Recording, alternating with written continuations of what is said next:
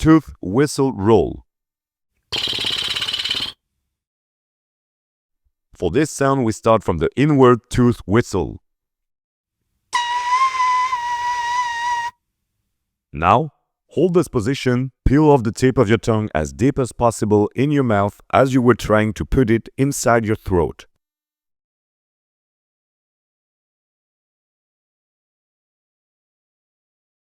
Now, move your lower jaw slightly forward and perform your inward click roll until you find the right resonance.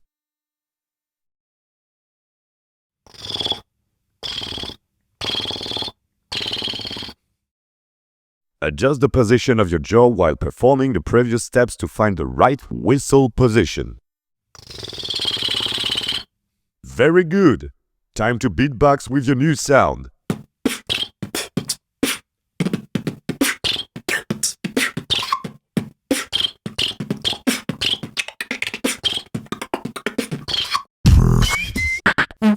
Yep.